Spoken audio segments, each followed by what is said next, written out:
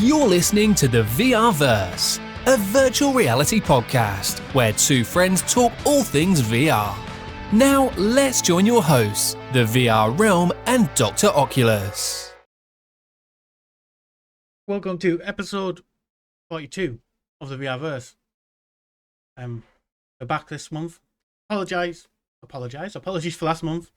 Pre-recorded episode, plan to rerun it, run it live, be in the chat, but unfortunately, the internet service provider had a completely different idea and didn't want to work. So it's because I wasn't here. It rebelled. It rebelled, yeah.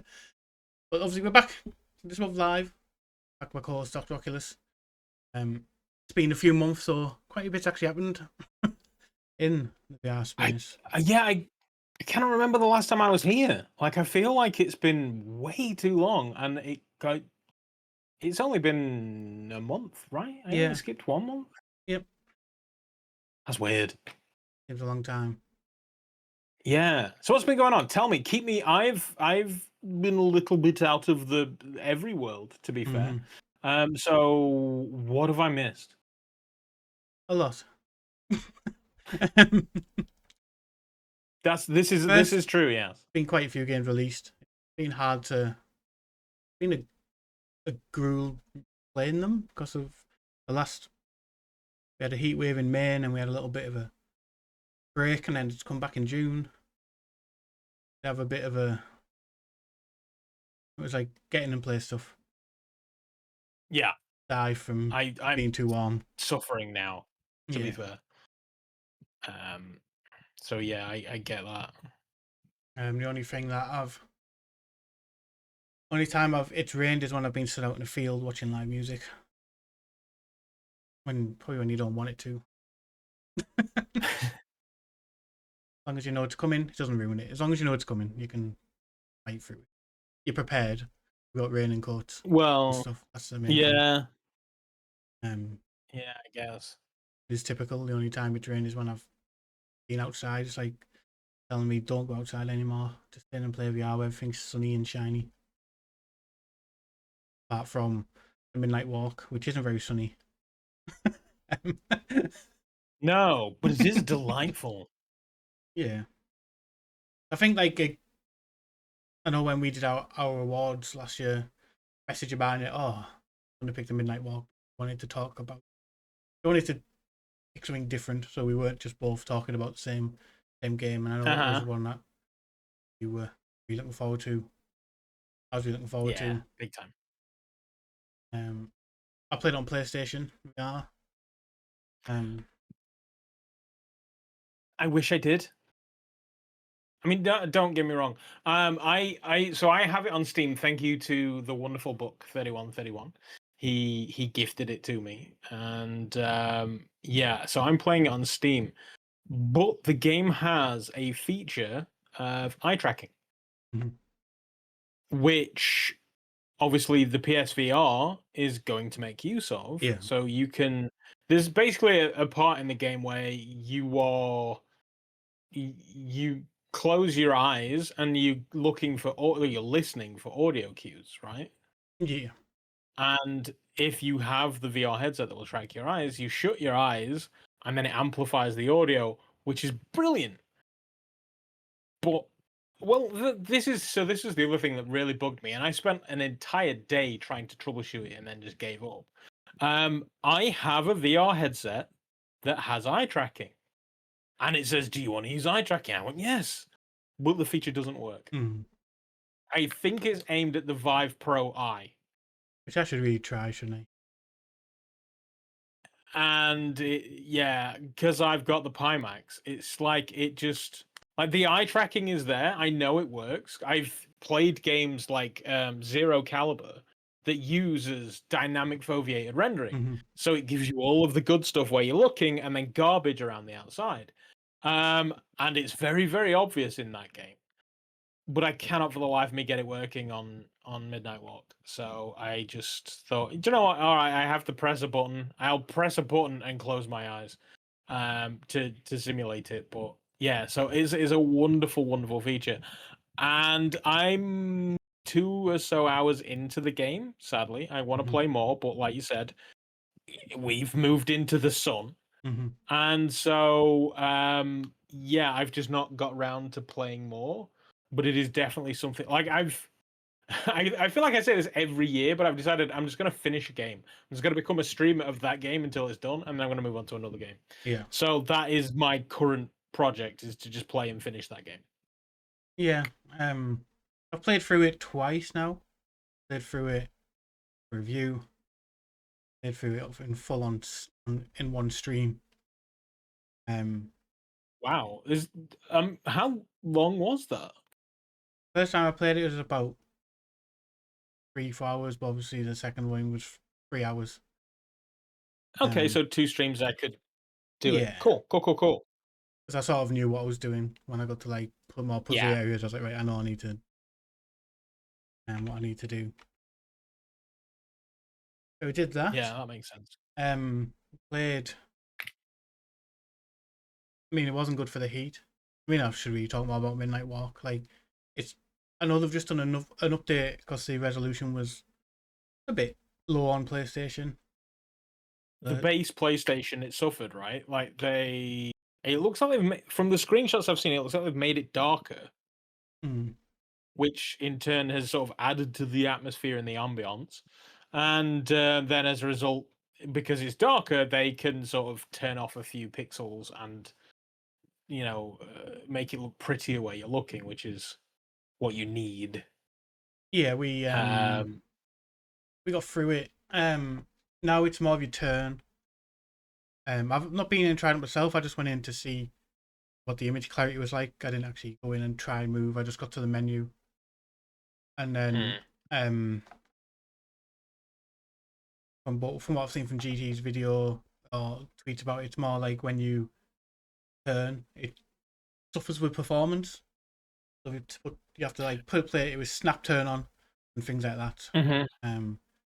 Yeah, it's got a bit, but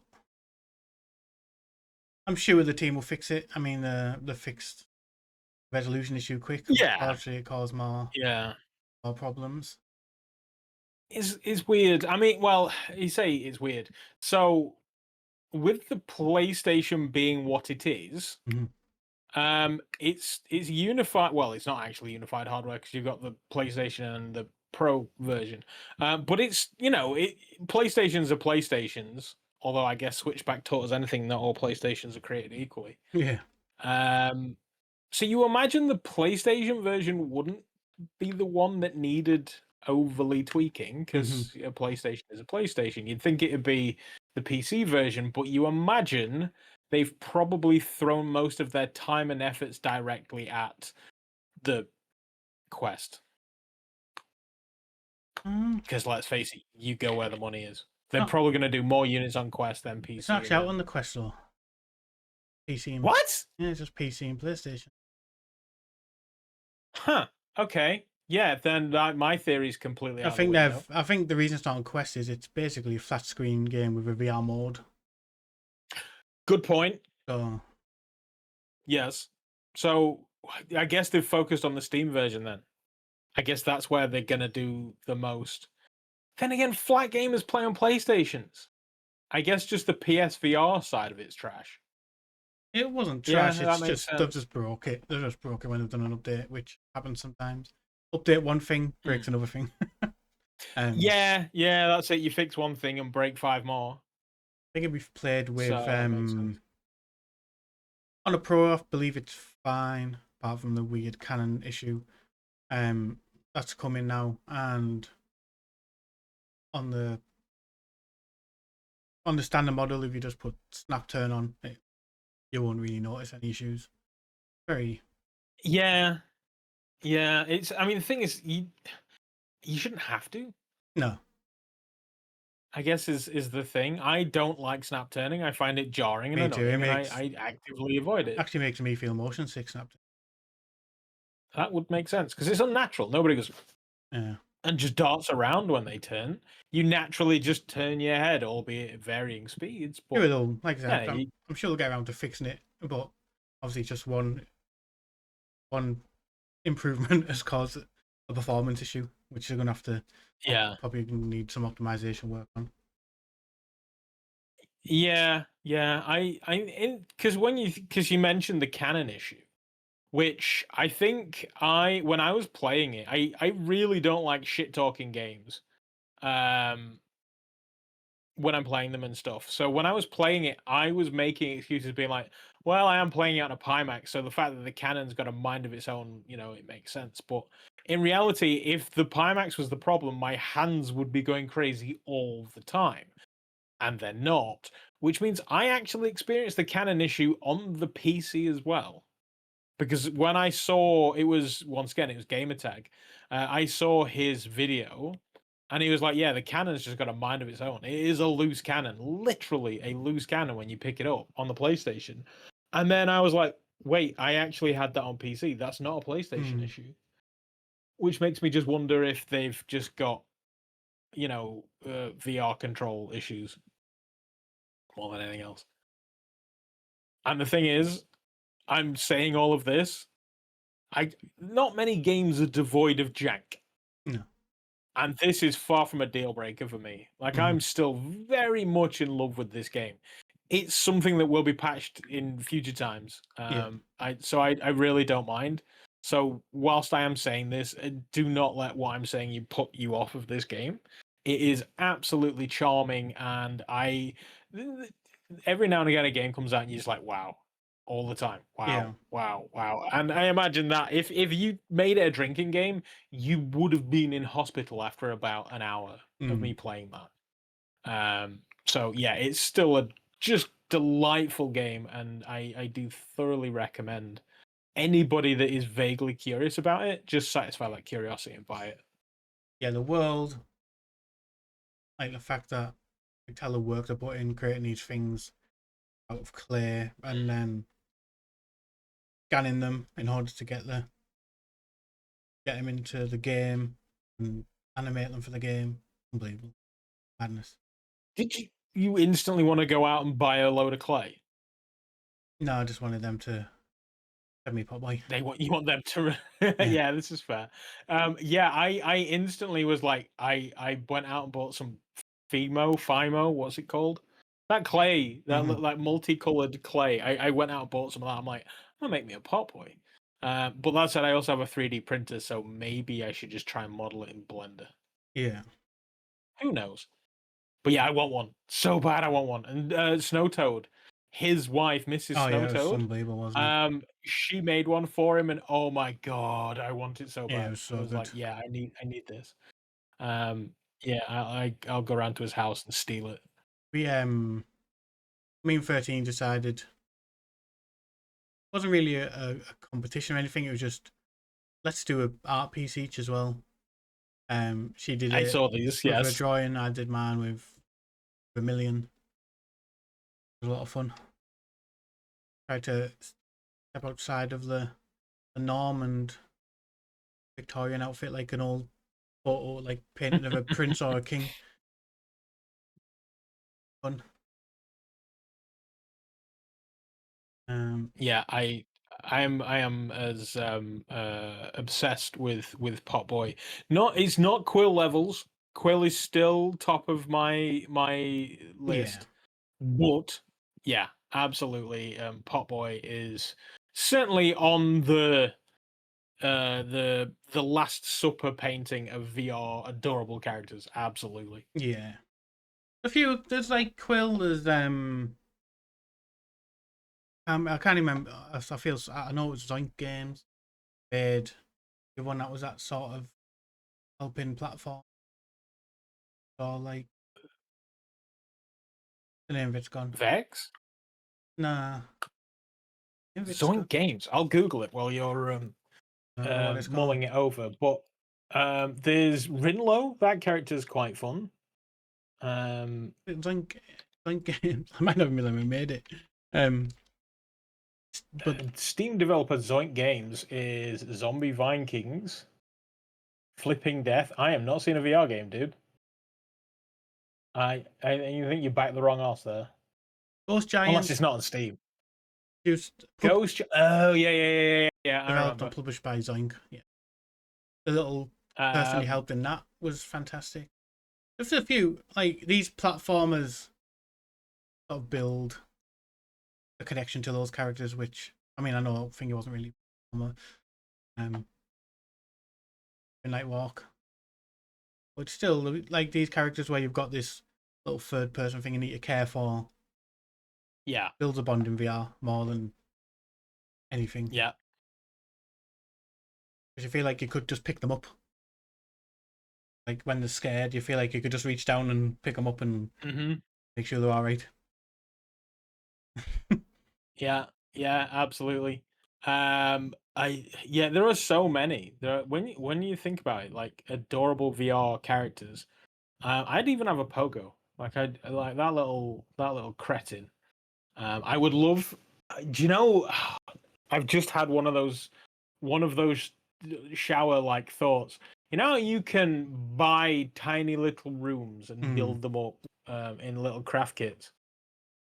I want to do little ones of those, stick them to the wall for Walltown Wonders. Oh yeah. I want to actually make Walltown Wonders real, which that recently got a PlayStation release, actually, didn't it? Yeah, it did. Yeah. Yeah. It's on my to-do list. Sorry. I will play it. I promise I will. But yeah, Walltown Wonders is now available on Steam and PlayStation, so you don't need to do mixed reality to have fun in Walltown Wonders. Well, that's out now as well. So yeah, I want to get some of those tiny little rooms and see if I can make Walltown Wonders now. I don't need to get some of those tiny little rooms, but make them and put build a moss one and a. So I started that project, and I'm an ass for starting and not finishing a project. So I did actually start to create a diorama of VR where I was going to create half like a jungly castle vibe and half a snowy after the fall kind of vibe. And in there was going to be basically all kinds of references to VR. So I got Beat Saber blocks, I've got tiny little quills, I've got the Hellblade symbol, I've got a Doom guy. I've got these all 3D printed and half painted, but then making the diorama part of it, making the environment is where I just I fell apart. Yeah. So yeah, I did start the project. I got a tiny little trash can from Rec Room, so it just kind of loads of little nods to VR. So I started that project, but I don't know, maybe I can merge the two together and get one of the tiny little rooms, but then make it Walltown Wonders and add all of these gubbins to it as well. Maybe I should. I got the Demio stuff as well. Yeah, I believe it's on Polyarch's Discord. Someone's like done a diorama of them in their time. Quill, and they've built all the environment. Recommend joining their Discord and going over and have a look at it. Oh, it's great. Yeah, the general area. Made one. If I see that, I will probably not want to finish mine because I'll be like, okay, you did it way too well. I'm not gonna carry on. I mean, speaking of Heat, the game I played in the Heat, it's a game I played before, came at PlayStation VR2 and Smash Drums. It's my favorite rhythm game available, and yep. Although it was in the Heat, I was like, I'll do one more song. I think I streamed it, and then I was gonna knock off when I was streaming it after about an hour and 20 minutes because I was dying, and Southpaw raiding came, and I was like, now I'm gonna have to play some more songs. Now I'm gonna have to play more. Yes. Yeah. And about 2 hours later, I was melting. Just over 2 hours. I messaged Portum afterwards saying, "Just done a stream for a few hours," and he was like, "Are you mad?" Just one. Yeah. I planned to finish after an hour, but then it was got that one more song in the end. Then the raid come in. Yeah. Time to get out and play. And got very warm. I mean, speaking of bashing things, have you played Beatable? Yeah. What's your thoughts on this? So, thanks to one of the lovely viewers in chat, I have a copy of this game. but I've been kind of, out of it a little bit, so I've not gotten round to it. Plus, I'm also worried that it's going to affect other people in my house as I sit here banging on this desk. Mm-hmm. Um, what's it like? To me, a rhythm game has a few key areas. The number one, obviously, being the music itself, and then number two, the maps. I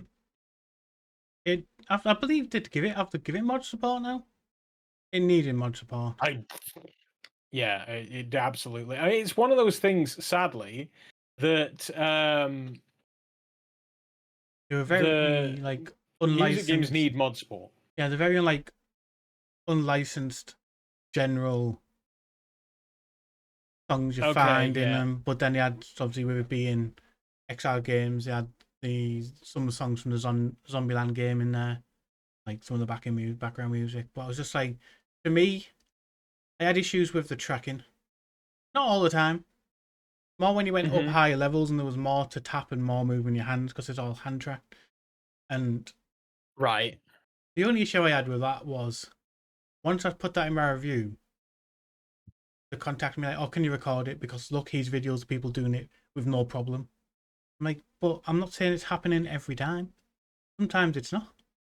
Like that Yeah. person's not going to put a video on with a 100% in a song on the hardest level. Like, but that's the perfect run. Like, Mm-hmm. that's the idea of that video. They've got 100% on that level. Yeah, Like, yeah. You can't just. You're not saying it's not possible. You're just saying that at times it messes up. yeah. Yeah. And then I've Which I obviously mean, responded to them saying I can try and record it, but I'm not going to give a lot of time to it because it's not a permanent thing. And then they'll just give me another video, someone else 100% in a song, and I was just like, stop giving me these like, just mm-hmm. I haven't said it's a broken game. I've just said every now and then the tracking messes up when you've got to move your hands a lot quickly. Like I didn't ever Which record it is for them. yeah, that's a perfectly understandable Mm-hmm. thing. I mean, I'm over on the VRrealm.com, plug. And you gave it 70%, which is fine-ish, I guess. You did mention the lack of content was the biggest Mm-hmm. thing, and then every now and again the hand tracking struggling to keep up during fast movements in the higher difficulty levels, which is a fair comment. Mm-hmm. Like you say, it could be something that maybe lighting wasn't amazing. Maybe it caught a shadow, or Mm-hmm. there's potential effects for it, but yeah, at the end of the day, that is your experience. Yeah. That's all it is. Something else I've been using. Well, I've tried a lot. I use it every time I go into Zen Pinball now. Not Zen Pinball, sorry, Zen Studios make it. And the first one was called Zen Pinball. But Pinball Effects VR.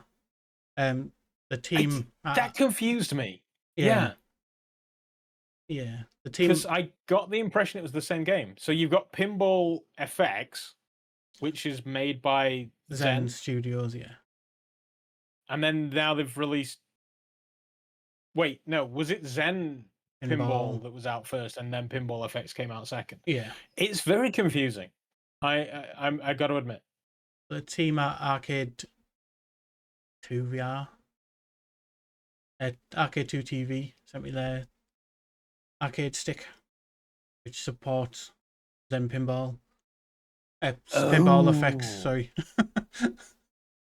Right. Yeah. Okay, so this is basically the arcade cabinet minus the cabinet and the screen, because Yeah, the headset's the screen, right? yeah. Is there any haptics in that? They do haptics modules, Okay. which they're one. I mean, they have reached out to me saying they're doing an upgraded version. They're working on an upgraded version. Happy to send me once it's ready. Okay. And I think on this upgraded version, it looks like they're actually putting a spring on it as well. So when you're playing pinball effects, you feel like you've got the Sure. thing for shooting the ball Yeah, you can pull it back. and that I haptic, because one more of haptics and things like that. So I think,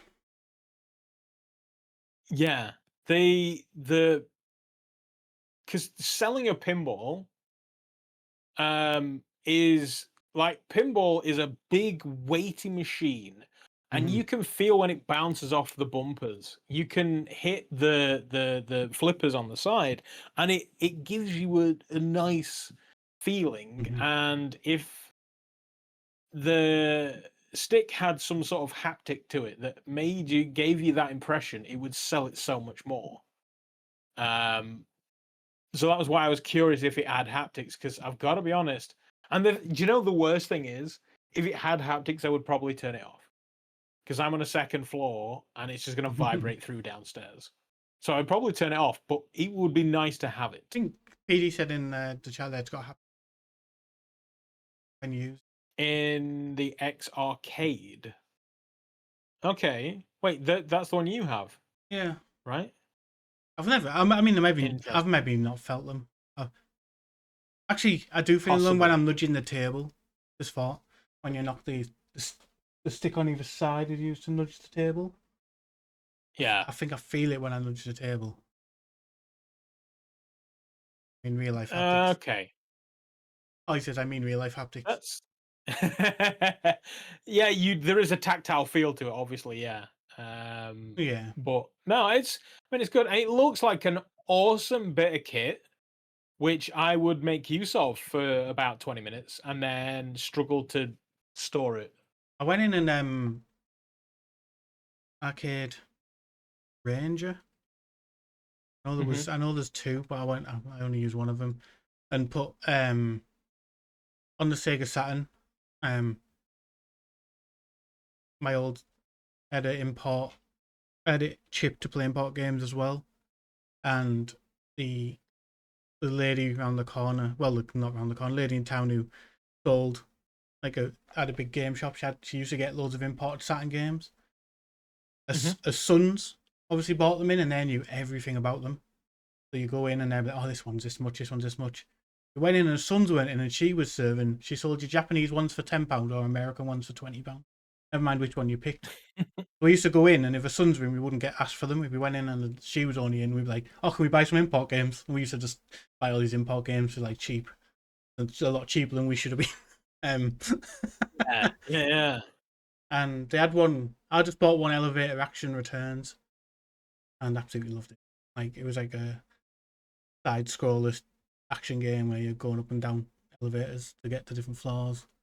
And so I found it was from an arcade machine, so found the ROM for that and went in and set up an arcade machine in uh,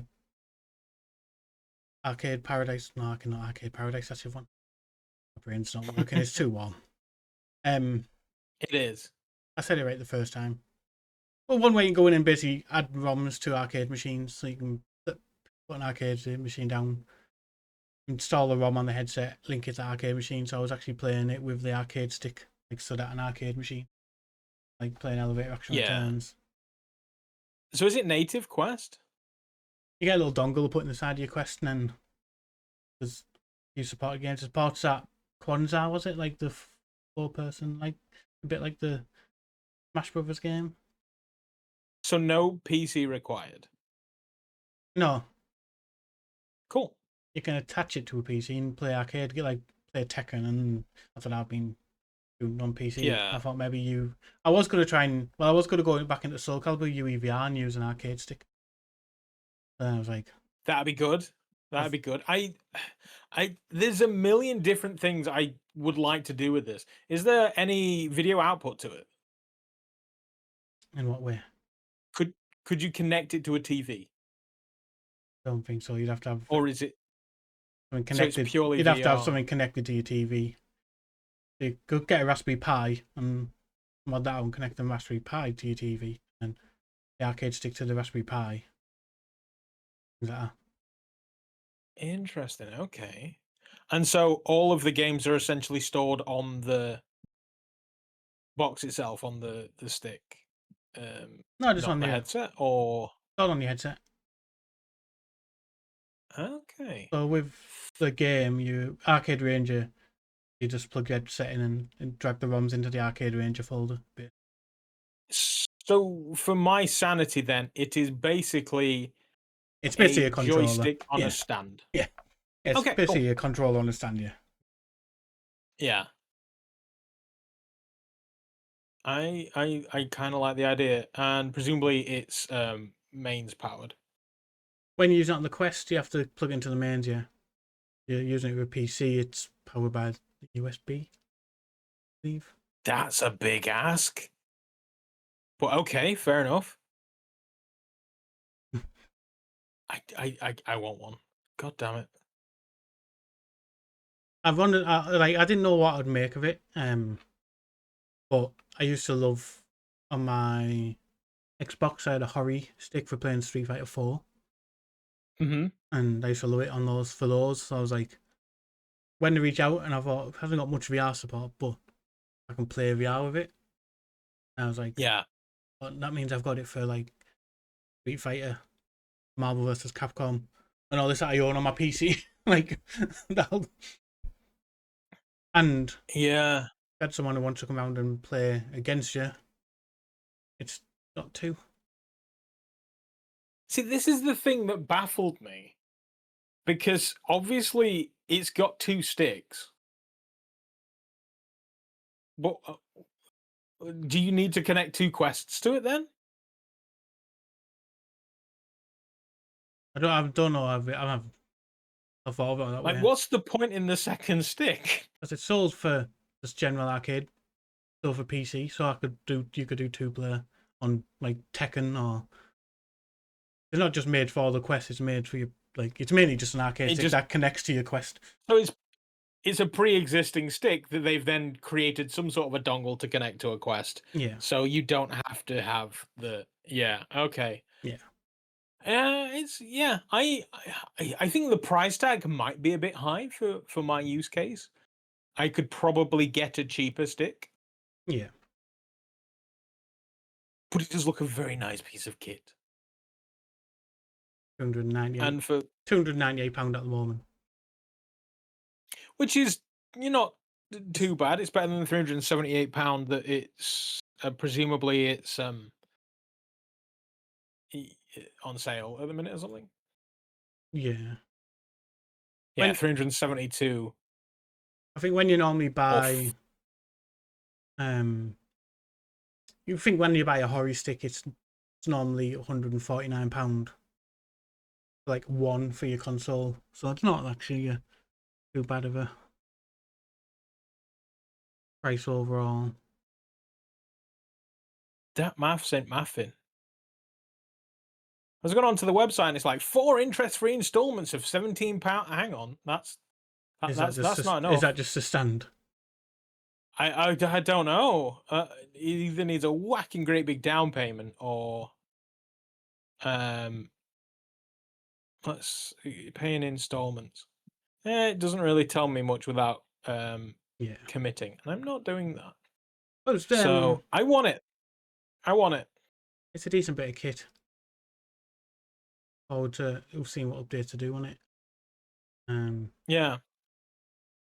Well, if they send you an entirely new one, I'll give you a tenner for that one. Yeah, no, I think that's a really, really nice little bit of kit, and it's I'm dabbling with various. I've broke the Switch out lately. Hmm. Like, that's crazy. That I felt the need to do that, but I like the idea of it at least. Played I mean, of course, sticking with the arcade stick, I did buy. Well, I didn't buy. Sorry, I have played the Tomb Raider. At least two Tomb Raider tables for pinball effects. Okay. They're very challenging. I really struggle with these ones. I need to figure out the scoring systems. I think a lot harder to figure out than normal. Yeah. They Weird. do a mixed reality kind of. I think it might have been PD's video, or I can't remember whose video it was. No, I think it was Clickster's. Yeah, And he literally put like a Lara Croft statue in the corner and yeah, posters and things, and then he had um the pinball machine in the middle of the room, and it yeah. looked really impressive. Mm-hmm. I've never messed with the. I mean, I've been in their MAR mode for when I was reviewing the standard base game, where you get this 3 tables with a base game, and chuck them on. Went in their MAR mode, then realised I could only fit 1 table in my play space, and thought, can't be bothered getting a table out every time I want to play it. I mean, it makes sense because obviously they're not small. It makes sense that only 1 fits in my room, but I was like, I wish I could just fit 2, and then I would have just I could have had 2 to jump between. But so is this standalone or DLC? The Tomb Raiders DLC. The game's quite expensive when you take into factor of buying all the DLC. It's like the base version, you get 3 Zen Studios design tables, and then every other table you pay extra for. Yeah. This content requires the base app, Pinball FX, sold separately. Currently $4.99 in the Meta Summer Sale. So I worked out it was quite. I mean, a lot of people say like the issue with it is the charge, how much you charge for the DLC, but I don't think it's bad. Like, yes, it becomes expensive when if you want them all. It comes like up to probably about £90 odd now, but they do have so right at this point in time, they have obviously the Tomb Raider one, which is additional £8. There is a Pinball FX VR Williams collection for £19. That looks like it contains a bunch of them of tiny pictures that I can't really tell you about, but they look like retro movies and or game based they are all based tables, which outside of the Zen ones and the Tomb Raider ones, they're all based on actual pinball machines. And what they do, and the reason I don't think the price is that bad is they go to a pinball museum and take it apart and scan every piece to make sure it's 100% rightly scaled. Like even the nuts and bolts, like they get them to strip them down and scan each piece to build the VR one, to build the ones in the game. That's like race car level, like, Gran Turismo available now with super laser scanned tracks that are, the cracks are in the right place and that braking board is exactly where it is in real. Like, that's the kind of level of detail they're going into for racing games, and they're doing it for pinball games, which is insane. Which is why I don't think the DLC is badly priced. Niche. That's a lot of work. And there's people who will. I mean, my sister's ex was one. He used to buy all the pinball games on PlayStation, and he would play them all the time. And it's not. They're looking at the ones who are going to buy all the DLCs, the ones that love playing pinball. And let's face it, you don't need to buy them all. No, buy the ones you like. And then on top, so let's be realistic. You're probably going to go out, you're going to buy the base game, and then you're going to buy the likes of, well, probably Tomb Raider, the Universal pack, because that looks like that's got, is that Knight Raider, Stargate, and Xena in it? Yeah. Indiana Jones, maybe the Addams Family, depending on your kind of vibe. Also, maybe Star Trek. Like, you're gonna pick the franchises that you love, and then just ignore the rest. You don't have to buy them. No, just live your joy. I do. Wait, did they? I hate that they've diluted this all. Why can't they just make DLC for the other pinball game they made? This is. They did a Back to the Future one, right? That exists. I'm sure that exists. I believe they did a Walking Dead one as well, like based on the Telltale games, Walking Dead, which I used to love playing on the PlayStation VR 1. They've confused me. They've baffled me with their. Oh wow, there's Pinball FX, Pinball FX 3. See, this is the thing. I saw all of these Pinball FXs and whatnot, and I was like, oh, okay, yeah, that's what that is. In the chat said Pinball FX VR is a recent one. Pinball FX 2 VR is now called Pinball VR Classics on the Quest Store. Sure. Yes, but what you said, it just confuses me. That's all I'm saying. It bugs me and it confuses me. But the point is, I'm pretty sure I bought a bunch of the tables on another VR pinball game, Mm-hmm. and I wish I could just drag them over to this one, Yeah. just so I don't have to install like 3 different VR pinball games. But that's good. If you love pinball, then live your joy, man. Play whatever you want. It looks stunning, especially for a Quest game.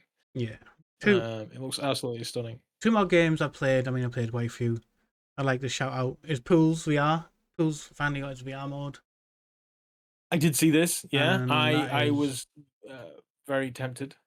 I didn't try a flat screen. I just went in VR, and when I got the email saying like there's no monsters, like there's nothing pursuing you, I thought, well, that's really what makes you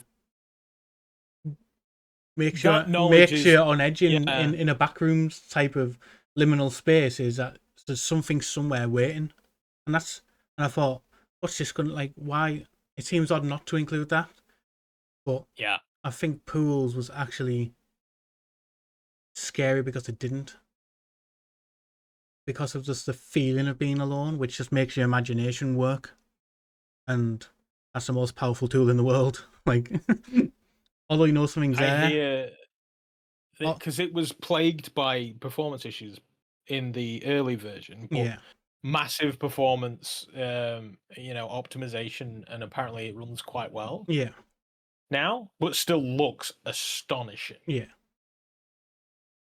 Yeah, I want to play it. That just messes with your mind. Like, it's just the dread that, because you do feel lost, and I think because you're not concentrating on thinking something's going to come and get me, you concentrate more on the fact that you're lost. Like, you feel lost. That it sort of invokes that feeling of when you're lost as a child in a supermarket. Yeah.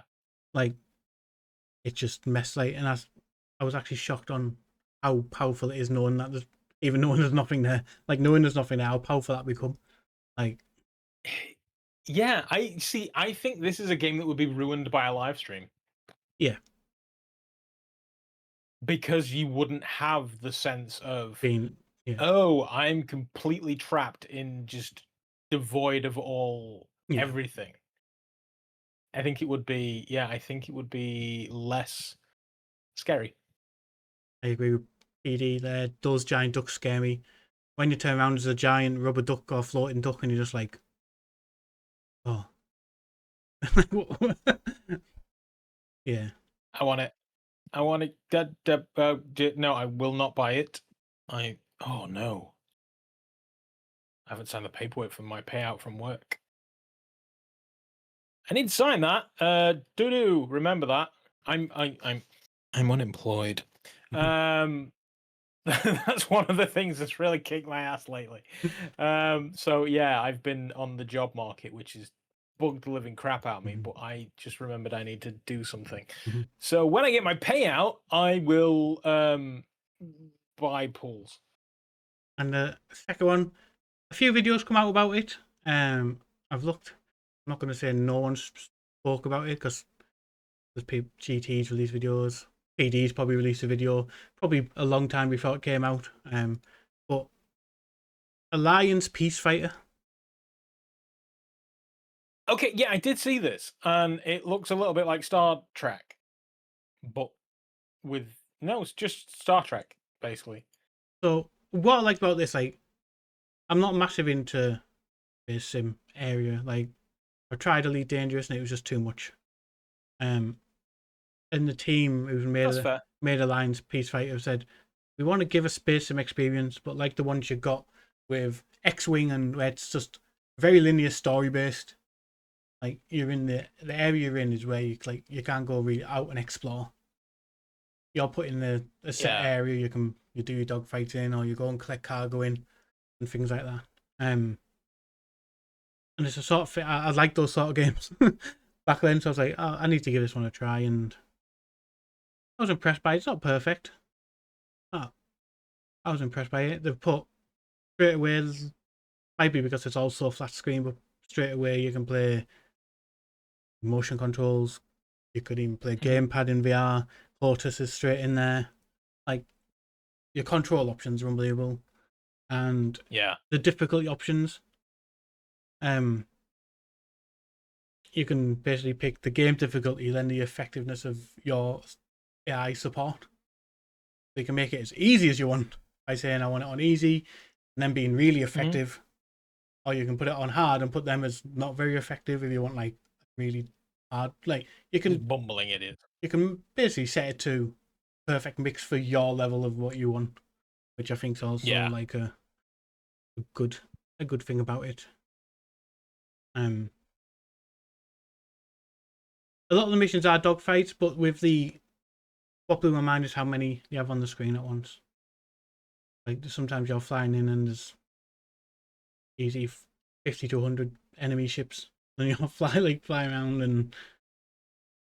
Well, that's the joy of PC VR. It looks absolutely fantastic from what I'm seeing here on Steam. I'll just pop a link for the viewers in chat if you want to check that out. It was released on the 18th of June. Currently retails at £16.19 with the 10% discount available 21 hours it ends. So yeah, if you're not listening to this live, you snooze, you lose. It's also available for Steam Deck. So, they've got a lot of things in mind. Yeah, I want to check that out. That looks pretty cool. The only thing that really annoyed me about it was there's no sound when they talk. Like, I don't mind in those sort of games because you have to read weird anamorphy looking things. Like, I wouldn't mind reading because they're like weird aliens, but there's no sound at all. Like, said even if they just put the old sort of Banjo Kazooie nonsense, blah blah blah blah blah blah blah, like you'd at least. But you're just looking straight at them, reading while the mouth's moving. It's like there should be some noise coming from them at least. And it's sort of like, even if it was just garbage and crap like that. But it just seems wrong that the mouth's move and nothing comes out. that is a missed opportunity, I suppose. I don't know. Maybe it's. But let's put it to them that we'll voice everybody. Yeah, we can just black. Well, yeah, again, I just think we'll do it in Simlish. There's some videos out there about it. But I don't think it got maybe the coverage it deserved. Like, I only found out about it because of the VR showcase. But these games come out this week. I was like, never even heard of that one. Yeah. And then did a Google search and seen the GT had video out and I was like, so it is like something that hasn't just came out the blue. Like, I was like, I've never heard of this. Yeah. I don't know. I'd never heard, like, you telling me just now, that was the first time I'd heard of it. So yeah, but it looks pretty cool. I do definitely want to give that a try. I have a lot of free time at the moment, but I also have many jobs. So maybe I'll try and squeak some in sometime tomorrow between other things around the house. I tell you one thing I did hear of, and that's the Nazi Zombie Army. Oh yeah, I played that one as well. Wow. Yeah, that was a game that I have very low hopes for, as from what I gathered, it kind of went a little bit through development hell. Yeah. Any game that basically leaves a developer and goes to a different developer is already 9 times out of 10, the person that picks it up after the fact is going to be like, I would not have done any of this, and I can't change it without completely rewriting the entire game. And so the end result is it's somebody limping with somebody else's tools. And so it very rarely bodes well. But from what I understand, they did actually manage to save it a little bit. Yeah, they didn't actually do a bad job. I mean, obviously, I never played it in the state where no people played it at Gamescom and give them a lot of It was feedback. Gamescom a year ago. Yeah, and I think that's when it sort of like shifted to like a different developer That was after that. so. Well, yeah. This is something I was curious about actually, and I Google exists, and yeah, I just refuse to Google it. It was originally being developed by XR Games, Mhm. from what I remember, Yeah, and XR Games kind of had a bit of a bad time. yeah. So then it was developed by Extended Realities, which Shortens to XR. I know. is yeah. Now, admittedly, we live in a world where MR, VR, XR, AR, JR, Hartley, like it's all just a massive shitstorm of various different Mm-hmm. terms. And I think we're leaning towards now XR as just a kind of a universal term. Yeah. So I'm not saying that it is XR Games that basically shit canned a load of employees. They went off, created their own studio, and then they carried on doing what they were doing. But is that what happened? Don't think so. But it ended up. Um, I think with Zombie Army, you've got to sort of play it with someone. Like I ran a lot of it solo, and then I jumped in with a Reese from Cross Button Games of Tea, oh yeah. and we did. And it excels in co-op. It gets quite boring quickly in single player. Okay. So is this basically COD Zombies VR? Like basically, I'm out. you've added on. Well, apart from you don't need to do set things to unlock set doors. The only like issue you get like a blood well, which you've got to kill people inside of zombies inside of the circle to fill the blood well, and things like that to continue, or to kill so many to take a rune off a door. It's basically just a wave shooter with zombies. Arizona No Sunshine. story then? Arizona Sunshine does it better. That's a shame. So I've played a bunch of these zombie sniper elite type gubbins Yeah, in the past. Is it basically just a port of Zombie that? Army. It's set after Zombie Army 4, or if it was on flat Right. screen. It's basically Zombie Hitler's Dead from the zombie flat screen one, and now you're sort of brought into wipe the rest out basically. So it's completely new for VR, Yeah. But the only issue I've got as but well that doesn't make it good. with the multiplayer, it's best in multiplayer, but the slow down X-ray shots aren't in multiplayer. And that's one of the best things about them. Trying to get testicle shots and seeing testicles explode. I was going to say, do not see Nazi zombies have testes? They Because do. that's Yeah. see. Well, I say that. So I'm all about the nut shots. Like I don't. Anybody can shoot a zombie in the head. Shoot them in the gentleman sausage. Old lady garden. Presumably the zombies have boobs every now and again. That is a headshot to be proud of. Does it get overwhelming? Like, is aiming for that shot an option, or is it all just In some manic? cases, um, gets quite manic low because I do send numbers after you. Okay. But there's times when you're walking up and you see one in the distance, I'm going to try and get a good shot. And then, because you're at that distance, when the ones are running at you, you've still got the time to steady your shot when the one's like coming towards you, because you're from that far of a distance. Yeah. Then sometimes you're just stuck with like, my time use my pistol or my automatic gun. Get about the sniper. I think I applied on Lurkit. Obviously I didn't get a copy, or maybe I just haven't logged in and it's sat there waiting for me. But I can't imagine I did. Dead. Oh shit, I got a code. Oh shit, I should play this game. Oh, I've not logged into Lurkit in ages. Now I just logged in and I can claim the code. Which platform should I get it for? PlayStation, right? PlayStation. I'll play some co-op with you. Yeah. It's not cross-platform, so Cool. I've got it on PlayStation. I'd play it some court with you.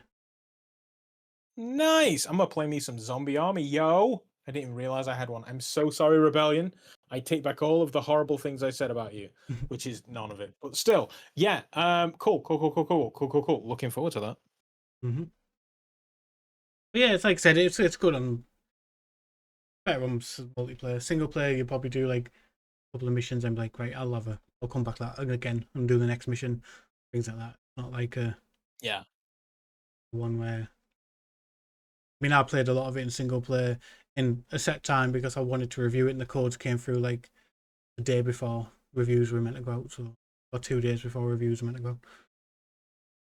I wonder when they gave me that code. I think Oh, I feel so bad. Lurk had came out on release day after it was released. Oh well. Thanks, guys. I appreciate it. I use guys in the gender neutral sense, not actual men. Women can code. And I'm gonna stop digging a hole now. How's it going? I think talking about Words things. PlayStation. We've had it's Meta / PlayStation. We've had Yes. the not the removal, the ceasing of updates to Beat Saber on PlayStation. Yeah. And how many updates are left for Beat Saber? yeah. At this point, like at this point in time, a lot of people are like, oh, no, they're abandoning PlayStation. What else is there to do to that game? Yeah, they're going to give you new songs, aren't they? They're not releasing any more songs. But that's for me though. That's an issue for PlayStation because PlayStation don't allow mods. Yeah. So they basically just get no more new songs. But they can still buy the ones that are on. They're not removing it from the store. They can still buy Beat Saber. They can still buy the many DLCs they've already released. Just you're not going to get anything new. That's it. There's. I mean, the thing is, depending on how dramatically it changes, it's not impossible that new songs will even come to PlayStation, right? Like they could still release track packs. I think they said I just don't know whether they're going to. They've ceased track packs. They've ceased. Okay, so that's it. Basically, they're not pushing any more updates to Sony. Basically, yeah. And they're removing this. And they're removing multiplayer, shutting the multiplayer servers for them. They said they were like, I've never understood why Beat Saber multiplayer is the way it is. You have lobby codes, but there's no cross-platform. Or if they release that now, I honestly am so far out of that community. Yeah. But I mean, why not? In fact, no, they must have dedicated. Like you can host your own server. You shouldn't need a Meta or a Beat Saber server, but I'm pretty sure that people play modded tracks and modded Beat Saber on the internet. How do you do that unless you're using your own, unless you're hosting your own games? So, I mean, all they need to do, that's one thing I hate people that are like, oh, we're taking the servers offline. It's not financially viable to support them. And I get that. Servers cost money. And why bother? But just make it so people can host their own games. Yeah. So they can at least still multiplayer the game. In the announcement, they said this is what it means to PlayStation players. This update will not impact your ability to keep playing Beat Saber, and you'll still have access to the content that you previously purchased. Beat Saber will still be available for purchase on PS4 and PS5 devices, and you'll be able to play or purchase songs for music packs that were released prior to June the 18th, 2025. However, no new content will be released on these platforms after that date. Additionally, starting January 21st, 2026, multiplayer will no longer be available. Cross-buy, however, will remain active between PS4 and PS5 base game. Okay, so I mean, people, if they do buy a PSVR 2 and they own it, it's it's gonna carry over, which is that's fine. To be fair, I think that's not a major problem. Now let's speculate as to why. Yeah, that is what I want to talk about, because like you see on Twitter, it's like Meta screwing us over. Might be a licensing's ended and PlayStation never renewed the license because there was an increased cost or whatever. No one knows what's happened and they all just jump straight on Meta. But again, Of course, I mean, yeah, it's hate meta is the default it's for that many community. people. It's that community. Like, I'm not saying that community really in that way, but it's the PlayStation community that have been affected by it, so they're going to blame what isn't Sony. Yes, the PlayStation community have a nasty habit of being angry at everybody. Mhm. And this isn't just PSVR. This is just PlayStation. They seem to want to pick a fight with everybody. Yeah. You turn around and you're playing on an Xbox and like, oh, it's 60 frames per second on PlayStation. You're like, I don't care. I don't know why they seem to want to pick fights. And console wars are still very much a thing. I'm just way too old and way too boring to actually deal with them. Yeah. But yeah, I'm not convinced. Well, so devil's advocate, what if Meta are like, you put your controller on an Apple Vision Pro, our only competitor, because nobody else exists. Mm-hmm. Right. We're gonna take away Beat Saber from you.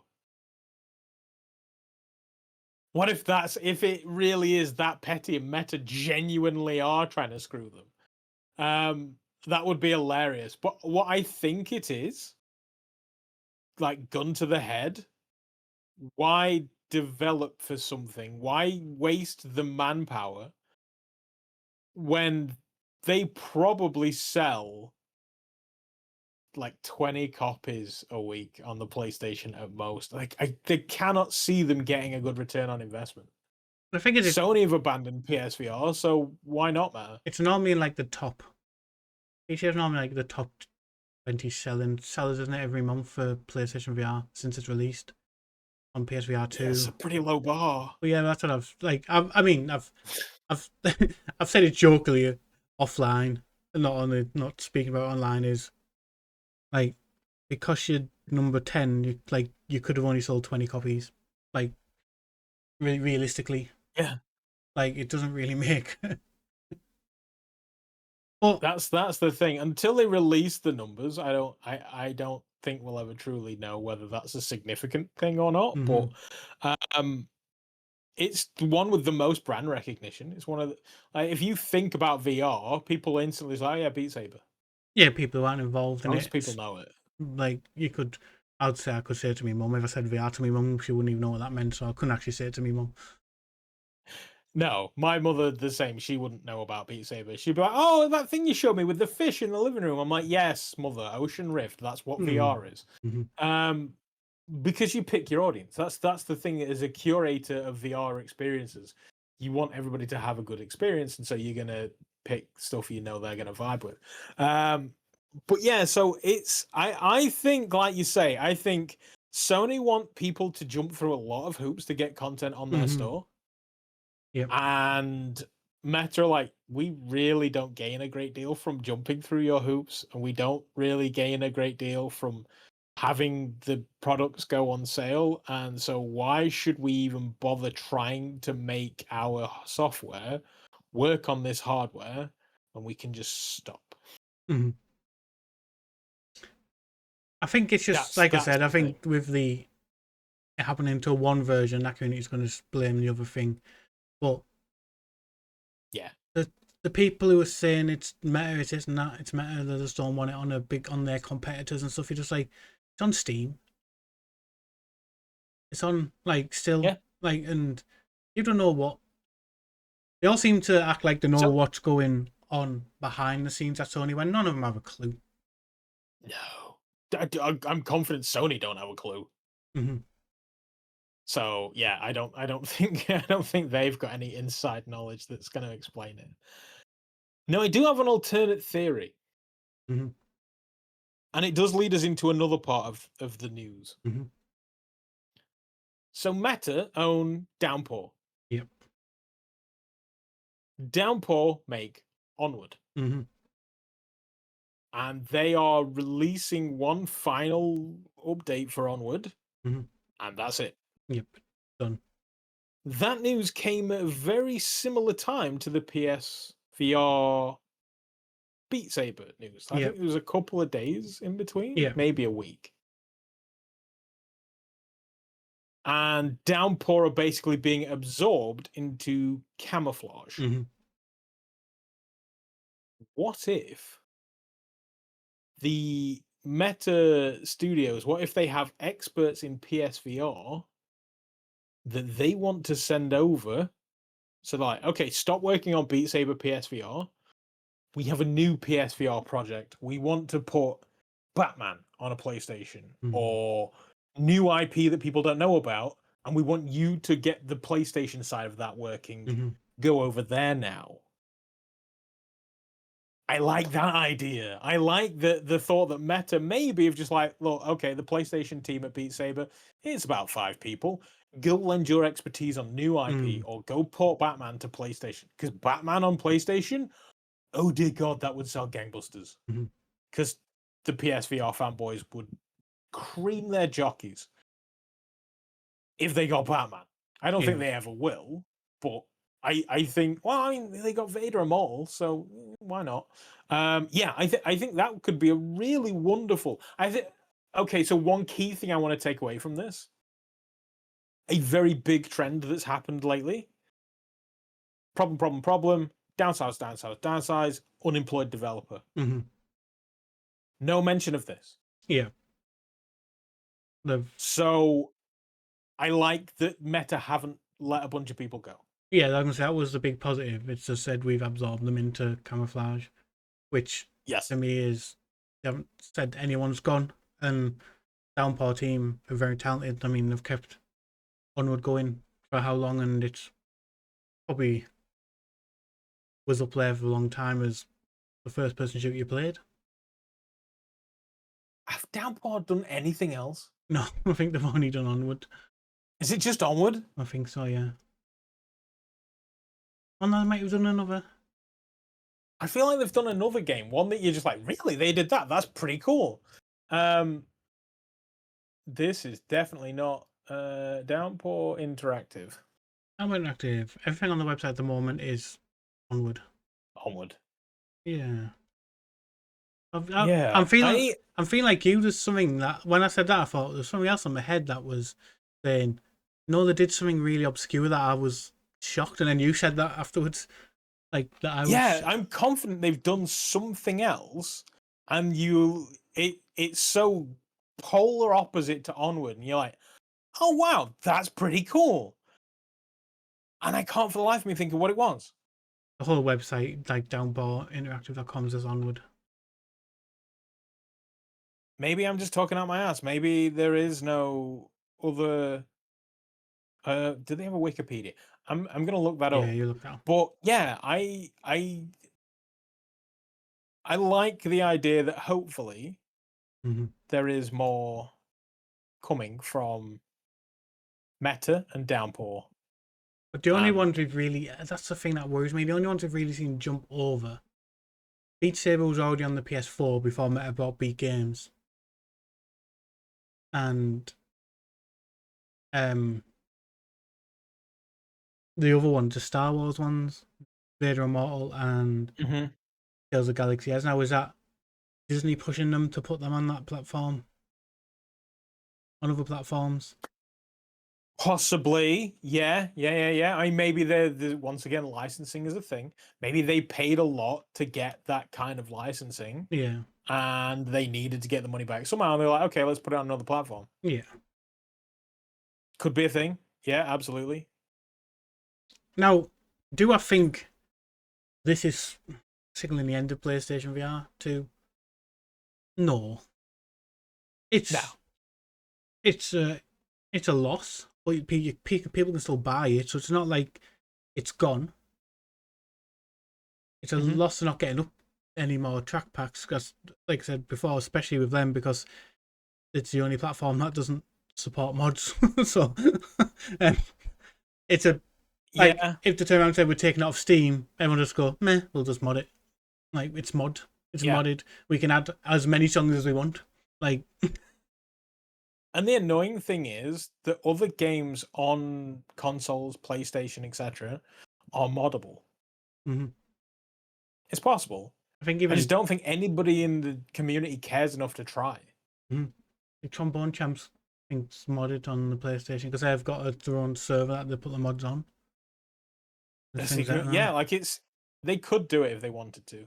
I cannot find any other, like even on their LinkedIn page, it's just all Onward. There's no mention of any other, we first created a game, blah blah blah. It's literally just onward, onward, onward. Yeah. So apparently no, there's no other. I guess maybe somebody splintered away from Downpour and then made a dramatically different game. Maybe that's what I'm thinking, but yeah.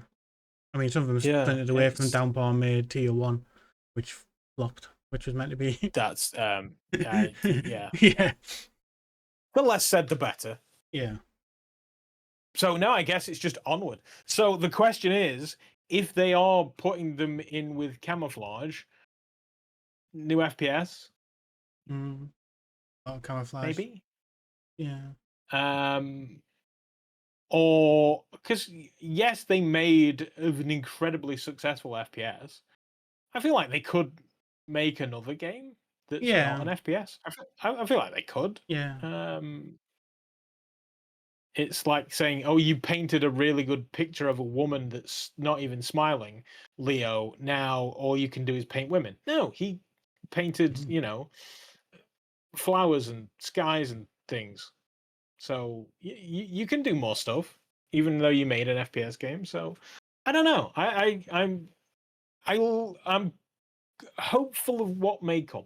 Yeah, because that's one thing that, like I said, it's good to dissolve them in, and I also put my mind, camouflage are working on something again. Yes, yeah. Because let's face it, Batman. I mean, we were chatting with not Patrick. Ryan. God damn it, Ryan. We were chatting with Ryan, and he was like, "No, like we're still working on Batman." But there has to come a point when a studio cannot maintain the roof over its head, working full throttle on a game that you released 8 months ago, 10 months ago. Like you can't do that. Yeah. So they have to be, like, okay, 5 people, you stay with the Cape Crusader. Everybody else this way, we're gonna go and work on game X, Y, and Z. So yeah, I know for a fact they gotta be working on something. Just what? Yeah. And we pressured Ryan in a big bad way, and he wouldn't tell us anything. So yeah. Well, you're going to listen to the episode of Ryan. It's on those platforms at the bottom of the screen, and also on Doc's YouTube channel as a VOD. If you want to watch a video with it. Yeah, it's definitely one worth listening to. It was really good getting him on and having a good talk with him. A little bit gushed. I did anyway. Big fan of the studio. Like every single game they've released, I was like, "This is great. This is great. This is great." Didn't even put all 3 of them together until I looked it up, and then was like, "Oh, you're all the same people. This is amazing." They are like 100% record for me. Yeah. So yeah, 4th time's a charm. Maybe. We'll superheroes, we got an announcement of Deadpool exclusive to the Quest. Yeah. I was expecting to see camouflage pop up on that because they've handled all the other Iron Man, Batman. Looking at Twisted Pixel, seeing if some people have looked that as a bad thing, but I've enjoyed Twisted Pixel's VR games. What's the most famous? It rings a bell, and I'm like, yeah, I like Twisted Pixel. They did Wilson's Heart. They did, yes, I love that game. Defector. Defector was never played it. Good, actiony, which is perfect for Deadpool. I played the first mission. Yeah. Played the first bit of Defector. When it came out, I bought it because I love Twisted Pixels games before they became a their own company, like just the general flat screen, like Explosion Man and Miss Explosion Man on the Xbox Arcade and stuff like that. And then I bought Defector, played the first few missions, and because it was one I bought, I was like, I've got stuff I need to review, I'll go back to that. Never did. Yeah. And then I played it over 2 or 3 streams, I believe, when I was going into Let's Play the Oculus exclusives on stream. I could play through the Lone Echoes and stuff. I was like, what next? Defector. And I absolutely loved it. I was like, why didn't I just keep continue playing this? Yeah, I don't own it, and I don't know if you can own it now. Yeah, you'll be able to. Um, Twitter Pixel's still there, so yeah, but is the Meta store still Hmm. there? That's the problem. The Oculus store is completely like the ass Hmm. has fallen out of it. You look at the new release games on It's there, like and Blade and it's Sorcery and things dire. like that. Yeah. Although Maestro's on there I say and Workshop Simulator, these got to be Quest games, right? they just don't update it. That's the problem it's got. Like Metro, Behemoth and things on there, but they just don't update the store anymore. Like the front page of the store, so it's like the latest games, like Blades and Sorcery and stuff. There's actually, I'm seeing Nazi Zombie Army on there. New Mm, releases Nazi Zombie Army VR. yeah, And when I click in it, it is, say, Rift and Rift S. hmm So you can, turns out that they do list the odd game, which is good to know. I'm just Googling Defector. Back to Deadpool though. Like, is it just me that's thinking what was wrong with Nolan? mm. Yeah, he did an alright job on the other, like flat screen one, didn't he? Yeah, like was Nolan North busy so you tapped Neil Patrick Harris? I think what shocked me That said, I think what shocked me the most about it is like, mm, don't mean to sound, I mean, I'll probably sound like I'm just some grumpy old person, but there's people like, oh, they should have a thing to turn the profanity and stuff off, and I'm like, it's Deadpool.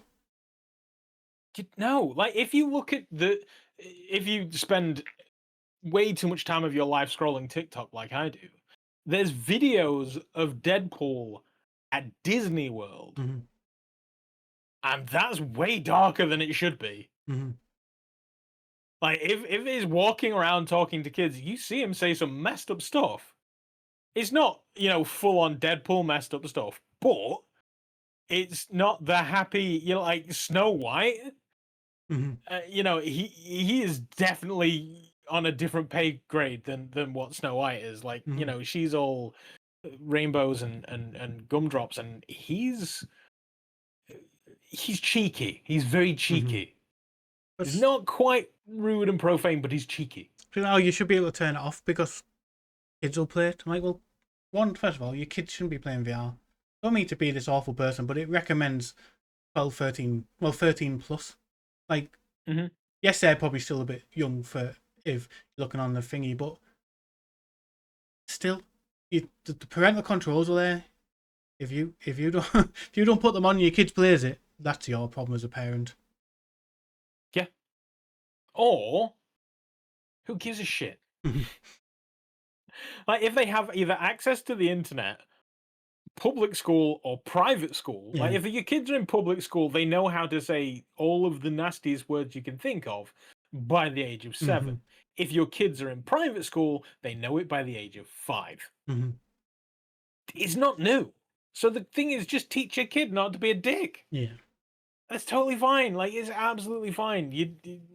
Anybody that's all think of the children, fuck you. And people saying, That "Oh, like no. we need to be able to turn off his inner monologues because they'll get annoying." Like, but that's again a part of Deadpool's whole character. He speaks to himself. Yeah, yeah, that's absolutely. In his head. The only time it's going to get annoying is if it's repetitive. Yeah. And well, so one thing. So you mentioned Twisted Pixel. Obviously, they did the astonishing Wilson's Heart. They do seem to swing for the fences when it comes to cast, don't they? Hmm. Because Wilson's Heart, I was walking around playing that game. I'm like, this is so cool. That sounds like Rosario Dawson. It's freaking Rosario Dawson in that game. And I was like, I am shocked that A, they went for it, and B, she said yes. Mm-hmm. So I think that on one hand, part of me is like, okay, if you're gonna swing for the fences, swing at Ryan. But MPH could probably nail it too. Yeah. So if you swing for Ryan, he's So probably. I know he loves Deadpool, but he's probably got so much on. Owns a football club. Owns like movies. Like I and I think he could probably spare some time to record a few very cheeky lines. But what I liked is when Or online everyone's like, about it not being Ryan Reynolds, and he released a video on his YouTube channel like This is what I'm I saying. was like, If he yeah. has the time Mm-hmm. to sit there, pretend to be Doogie Howser, Mm-hmm. and get Doogie Howser's girlfriend, and like be like, why? Yeah, I don't blame you, MetaQuest, but fuck you, Neil Patrick Harris. Mm. If he has the time to make that video, then could he not record Deadpool? I don't know. I get the impression that he has been mildly involved, Mm-hmm. and he was like, look, I don't have time to do this, but I will help you promote it. Yeah. Because he didn't have to No. bring attention to it. He also didn't have to shout out the Meta Quest, but he did both, Mm-hmm. which makes me think either he's on payroll or they have hired Maximum Effort to promote the game. Mm-hmm. I don't know. But I was like, I saw the Deadpool reveal, and then I saw that, and I was like, this is the video I came to the internet for.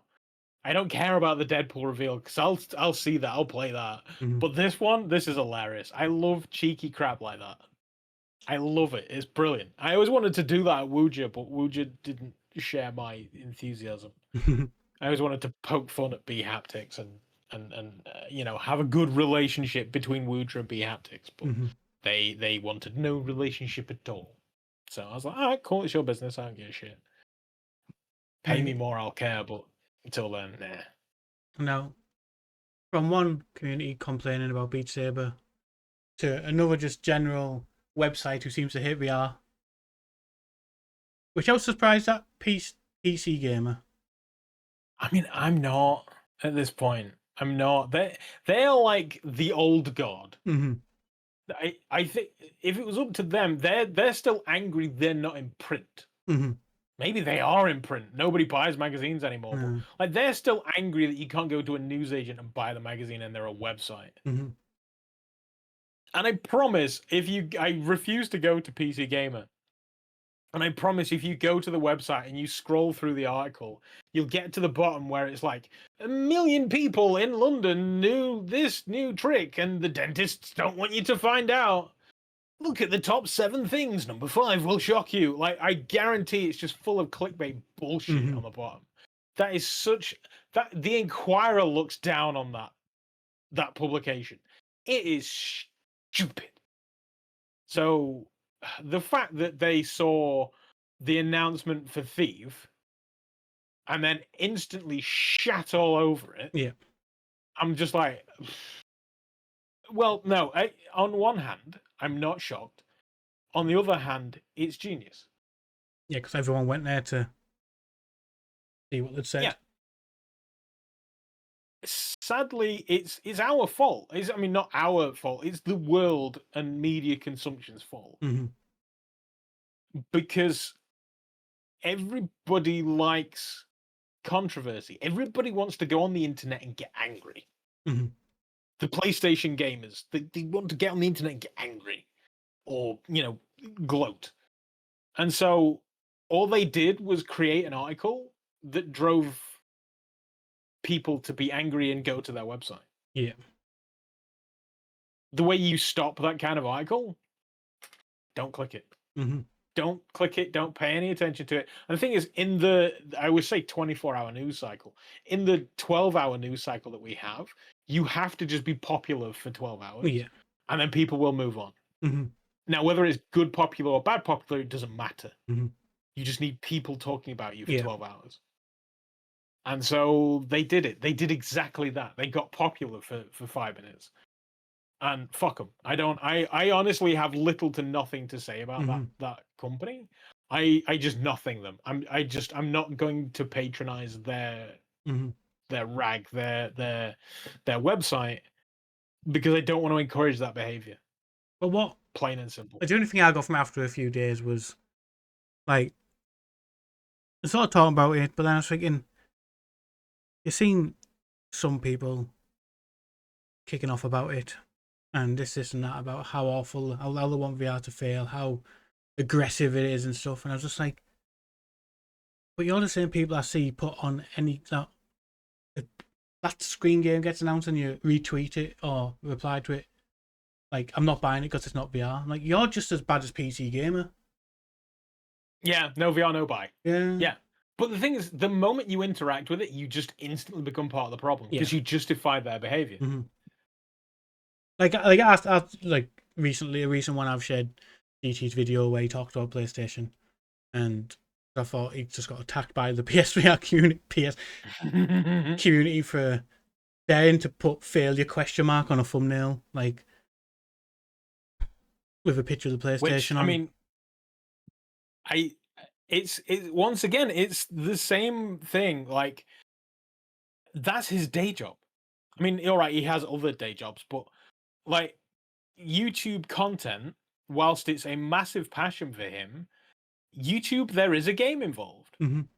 And the game is basically finding out what's hot, following what's hot, Mm-hmm. and doing things to drive content and engagement. Mm-hmm.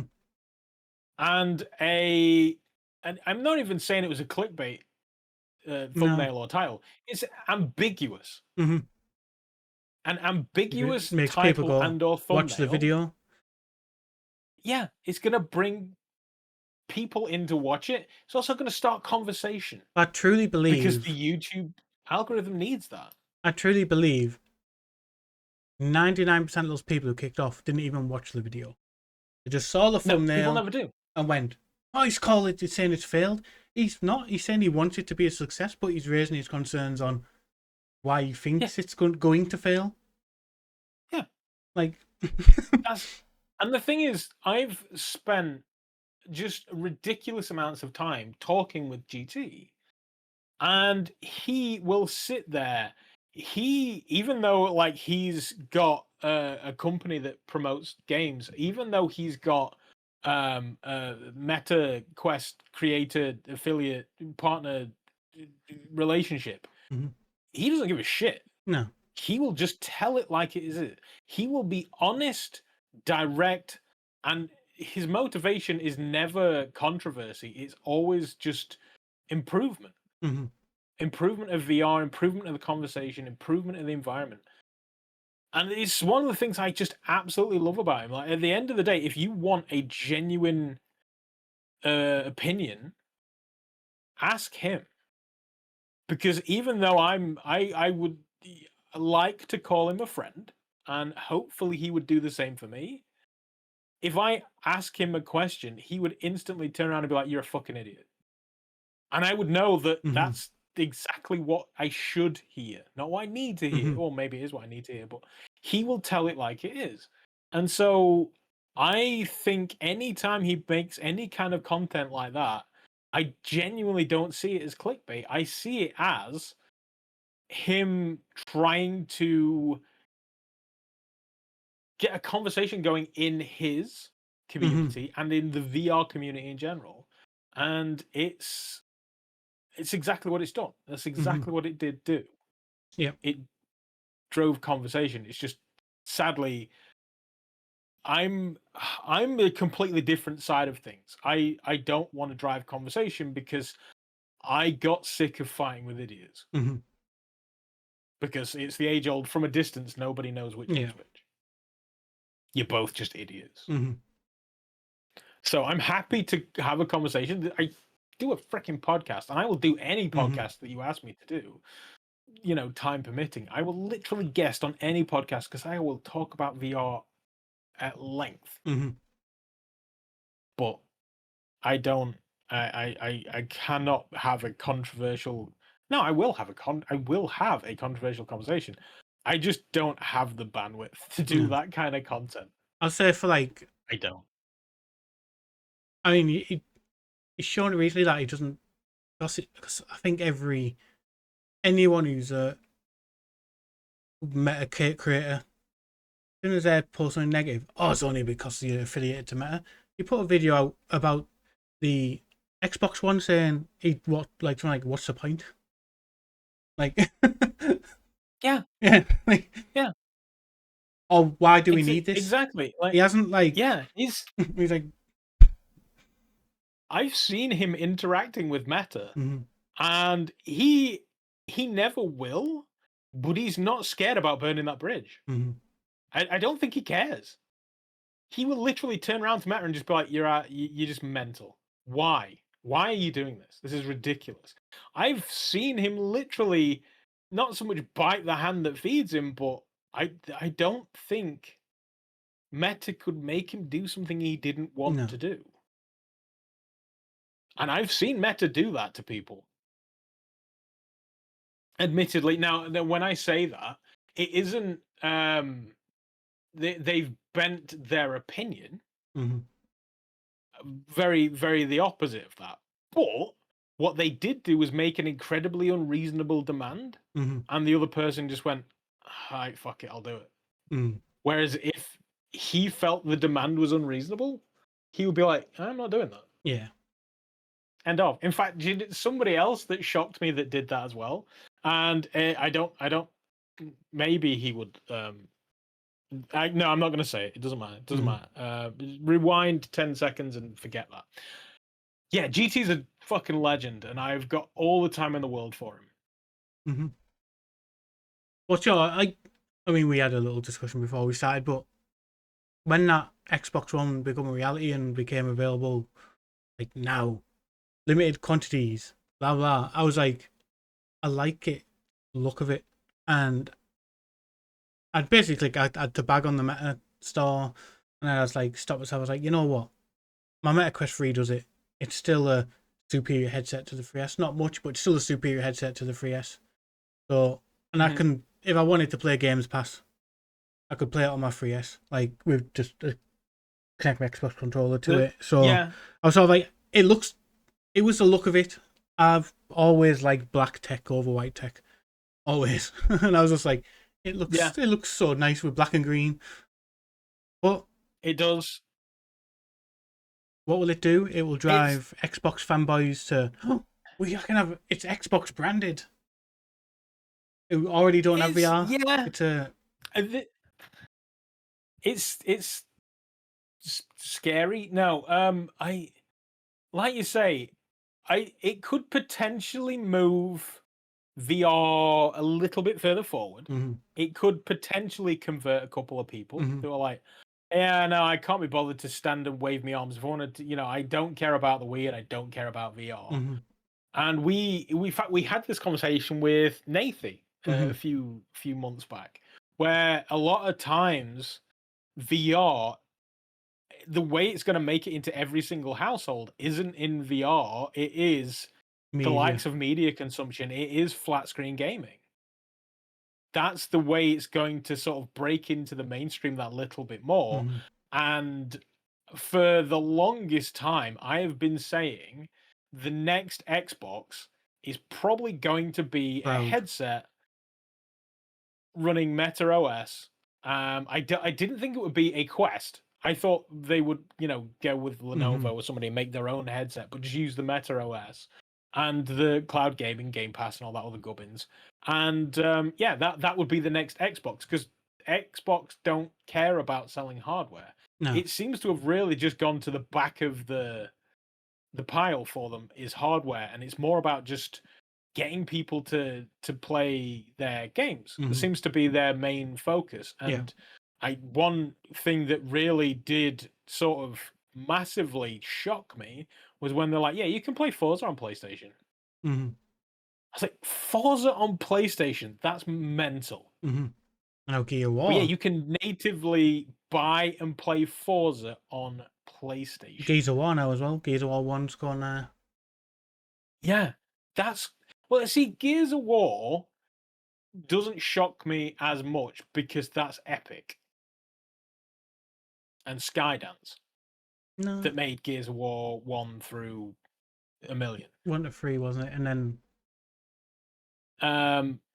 but it was licensed to it's an Xbox IP. It's an Xbox IP, yeah. It was I would say exclusive to Xbox, but I have them all on PC. But yeah, it's an Xbox IP. But Forza is an Xbox Studios game. Like it's not being made by a third party. It's one of their studios. And they still brought that to the PlayStation, and that shocked me no end. So yeah, it's it's a crazy world. But like you say, it's a black Quest. That's basically all it is. It is a black Quest 3S with an Xbox pad. Now you can buy an Xbox pad. I just bought this Elite version 2 Xbox pad.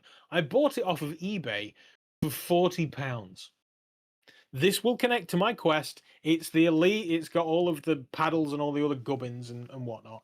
That was 40 quid on eBay. That's all you need. Yeah.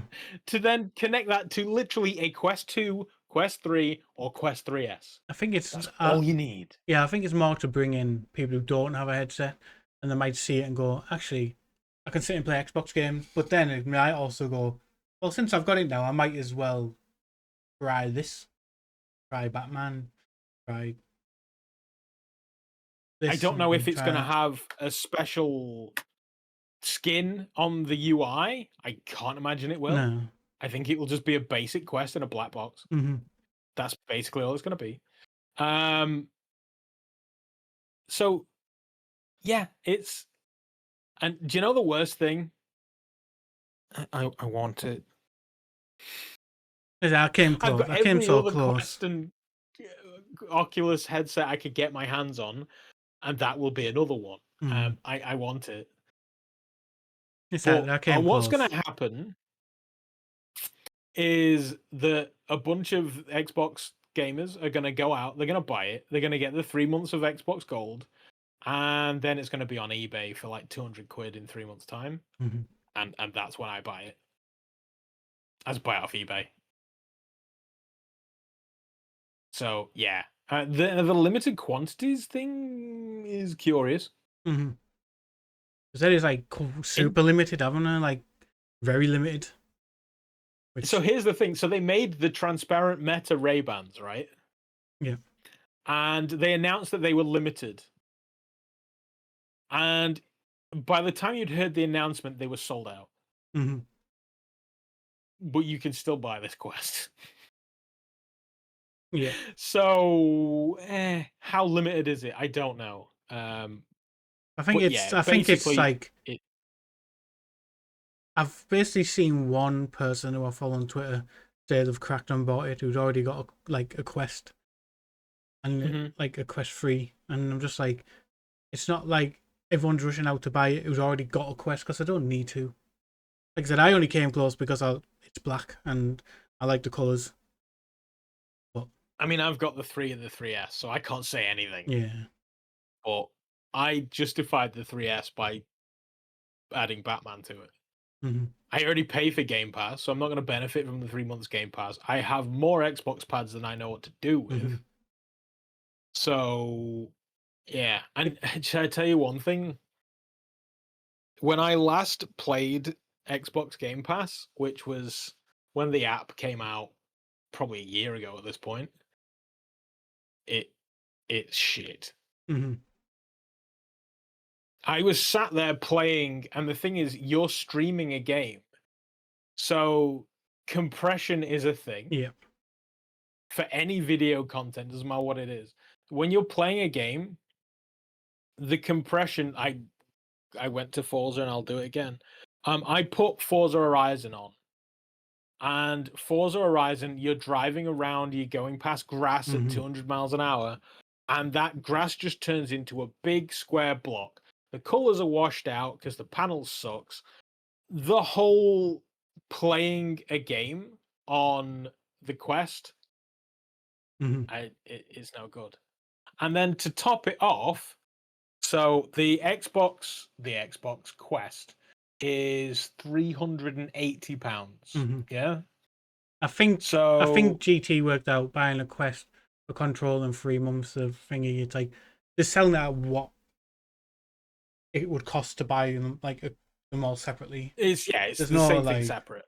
Yeah, there's no like real saving. Like, no, not at all. But for let's have a look. All right, so for £180, you can buy the X-Real Air ones. For another £100, you can buy X-Real beam, which will install the Xbox app, connect the pad to that, and the color, the clarity, everything on the X-Real Airs is so much better. And then to top it off, it's a pair of sunglasses. I mean, they don't function as sunglasses, but the form factor is a small, lightweight pair of glasses. It's so much more comfortable. You can lay down, you can play games on the ceiling, you can throw it on a wall, and it is such a better experience on the X-Real Airs than you are going to get on any VR headset. And I've tried, trust me, I've tried. It's way better just using something like the X-Real Airs. And I say that's about £100 cheaper. There are better X-Real Airs you can buy, and I do thoroughly recommend you do, but you can have a very similar, if not better, experience for £100 less just using the X-Real Airs and the beam. Yeah. So do that. Please do. Yeah. I think it's just trying to entice more gamers into VR, but like you said, what's the use case going to be after that? Like, after the ooh, look at this! I've played my Xbox on a big screen in a VR headset. What they're gonna? It's likely just gonna shelf or sell. Like, it's not. Fortunately, yeah, I do like to play devil's advocate, and let's face it, the PlayStation Portal has a market. And people like to sit there in the the living room or whatever and play PlayStation while somebody else is using the big TV. And playing it in a Quest is way more appealing than playing it on their newly announced the Steam Deck type thing. So yeah, okay, I get that, but I would much rather just play with the X-Real Airs. So much more comfortable. Yeah. So if I'm going to spend the money, that's where my money's going, sadly. And I pay for Xbox Game Pass. I paid for it the moment they announced the official app came to the Quest. Meant to cancel it, did cancel it, but I didn't cancel it. And yeah, I just don't use it. Yeah. Don't use it at all. Yeah, like I said, that's eventually what made me not continue after I added it to the thing. I was like, I'm not going to use it. I'll try this thing. Go, wow. And then just go back into a Quest 3. Like, part of me wants to rip the 3S apart and just rattle can it black. And be like, oh, now I've got black one too. Fuck you. So yeah, the 3S has become basically the headset that I use peripherals on. Yeah. Which I've bought a load of peripherals over the last few weeks, and I've not tried any of them. So that's going to be next month's podcast. Ask me about my ProTube, my bow and arrow, and my golf club. Yes, I will play them. I think that's everything. I mean, PlayStation did announce 4 new games today. VR on the blog like they usually do. Which were... I didn't see this. What's this? What? I mean, we glossed over Thief. Thief is coming. They announced Meteor. We know nothing about that. It's just announced. They announced Meteora coming at some point this year. The Linkin Park album? Basically looks like you you're basically controlling the meteor you're following. It looks a bit like Bumperish to me. But the idea is there's like you need to collect power-ups, or you can... Okay. There's not really much known about them. They're just basically announced blog posts for them. But that's also, that's a flat. The game that's been made for flat and getting a VR version. Right, okay. So it's a hybrid game. But I love Thumper, so it could be interesting. What's this Grit and Valor? Grit and Valor is made by, I don't know if M Dreams has done the VR part to it, because it's made with it's a company that have worked with M Dreams. Tabletop war sim. Looks a bit, but it looks a bit like Could be cool. Brass Tactics, but a bit more. It's all grid based and all that. It looks a bit more strategy. I know that was a real-time strategy game. Grass tactics a bit more involved, thinking. But again, that's flat with a VR campaign, with a VR version. I like the fact that you can interact with it. Obviously, using your hands, Yeah. it makes me wonder how the flat screen Yeah. gamers are going to be like. It's better. Like, no, I can do this. Yeah, it's like not. a table. It's like basically a tabletop game, isn't it? Really, like a Warhammer type. You pick, but obviously with VR, you've got it in your hand. You're picking up, you're moving it, putting it down where you want it to be.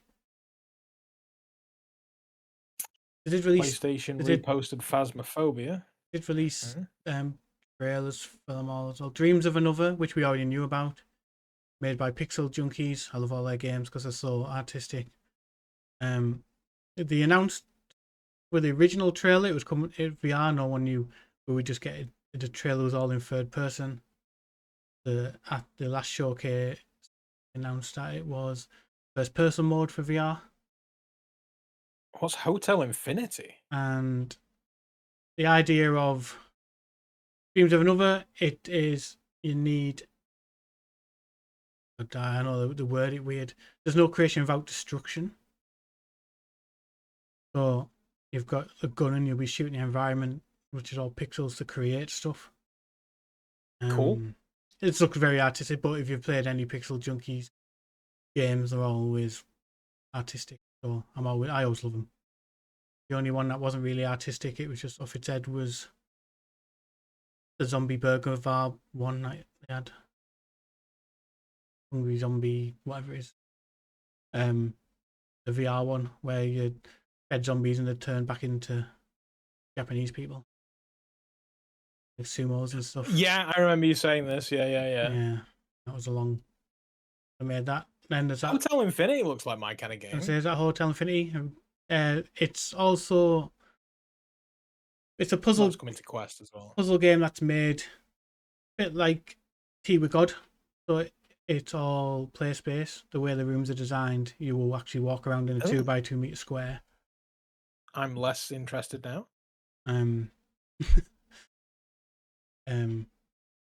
It's just we all know how I play these games because I played freaking Runes game in the back garden. So yeah, the temple, gunshot to the temple. Yeah, that game. So they're a quick brief of what they announced. Yeah. There's a lot over on the PlayStation blog about each one, a bit more detail. But it was good to see them actually, again, the days after the conversations of Beat Saber, at least say, well, probably a week after the Beat Saber debacle, well, look, these are 4 games. Don't know if that's why they've done it, or whether it's just timing. But you see, there's a mild issue with that. Here's 4 games made by somebody else. Yeah. No, here's some games that we've made. No. Here's 4 games made by somebody else. That is what we like to. I mean, I've mentioned it. That's the big problem. I use a cross-button VR. Obviously, there's more PlayStation-based VR podcast. I use their Discord and I come back and they post a video of someone's being sent I think the person's been newly accepted into like the PlayStation creator type thing, and the center of PSVR 2. And I said it's a good bit of marketing 2 years too late. Like, yeah, but yeah, I made me wonder how they chose those Pokeballs. Yeah, like who would get them? Because you see some people opening them and you're like, they give 0 fucks about VR. Yeah. Like what? At the end of the day, it makes sense. Like if you have somebody that doesn't care about VR, you give them the big things. So they're like, "Oh, look at this! Look at this! Look at the new sexy," which is fine. But at the end of the day, they're just gonna go, the money stopped coming in, so I'm gonna stop using this. Yeah. Whereas you get somebody else that's gonna use it all the time. That to me is because I've seen the other side of this from the money side of things, where you throw a product at somebody, and the moment the money stops coming in, it just goes in a cupboard, or it goes on sale, or they give it to the community. Yeah. Which is totally fine. Like, I get people get free shit all the time, and they do sell it and give it away, and that's totally fine. But for me, from a consumer point of view, like all of these people that big screen threw headsets at, you see them all using their quests or their index like a week later. Which to me says, okay, that headset's nice and it's fine, and you got your I can put this headset in my pocket video out, and then it went in a box because it's shit. It, to me, in my eyes anyway, it damages the brand.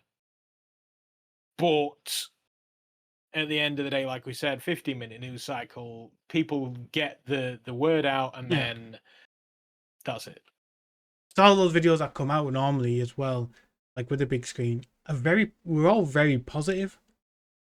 And then, like I said, just say someone's new getting into VR, what headsets are available, they go to YouTube, although there was only a short-lived thing, they go to YouTube, search big screen VR, and it's all positive. Yeah. So that's what people see. And then they're like, actually, I'll choose this one, because all this is so positive. But, and also at the very beginning, they've had that push of, oh, look how good this is. It gets it into the forefront of people's minds, and then it nearly works on me in the sense of, I want one, but I'm never going to pay full price for it. I'm not. There's just no point. Not for me. That's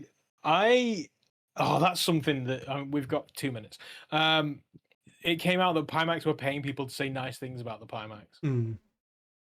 And that absolutely disgusted me when I saw that. I've been saying nice things about the Pimax for free. I could have got fucking money. And then there's you with my experience of, like, I was told to tape it and all this. I've never said anything about them, so never paid me either. Yeah, it's that was annoying.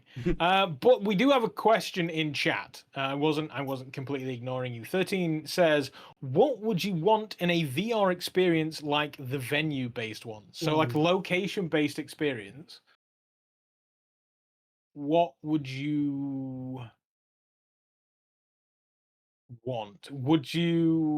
So like I was saying earlier, like the pinball games, there was I meant to mention this earlier, the guy who made an actual tactile haptic based pinball for his desktop. Dude's doing the Lord's work, and if he can push that publicly, or at least sell it to those people, that would be great. So yeah, I think something like that. It's so, for example, with the cinema, people used to go to the cinema because that's something you couldn't get at home. And then everybody's TVs became huge, and the sound systems were great, and Blu-ray is amazing on a 4K screen, when you're 6 foot away from it. So then the cinema became less and less appealing. So then they started doing things like moving chairs and 3D and stuff like that to try and get more people back into the cinema. Odeon, Iron Cinemas, took over. We had a Cineworld. Odeon have bought it out because obviously Cineworld went bust. They've taken over the building that Cineworld was in, and we're sharing pictures because it's going to open soon. Beds. That's the way. Two beds at the front. People don't want to leave their house and sit in an uncomfortable chair and watch a movie that they can just watch on Netflix in 3 months' time. Nobody wants to do it. 2 beds at the front. So the fact that you can add, the thing is, what's going to happen is people are going to use those for 20 minutes, and then once they've been like, I went to the cinema and laid in a bed, once that novelty's worn off, nobody's going to give a shit. But all I thought is a good job they're not at the back of the cinema, because people are going to fuck on those beds. I promise you, they're going to do it. Gonna find a way. That bed will have seen a handy at least by the end of the day. Yes. So what the whole reason I'm leaning towards all this is, what kind of thing do you think they could bring to a location-based experience that you don't have at home? That's the kind of thing that I'm going to want. Now, obviously, location-based size is a thing. I think environments that match the game Mhm. is the thing that you kind of want out of it. So, like for example, the zero latency, they used to have a pillar in the middle of the environment in front in their warehouse thing. And rather than just, make it you walk close to this, an alarm goes off, it goes clear, you can't walk into the pillar, it was baked into the games. Mhm. What I would like to see is now like a stairwell and things like that. Put a ramp, like there were games that had ramps and different verticality to it. Mhm. Put that in. Yeah. Add that to the game. Because the thing is, they're getting better at mapping spaces in real time. So let's do that. Let's have something physical. If I'm walking up a ramp in the game, make that be an actual ramp. Yeah.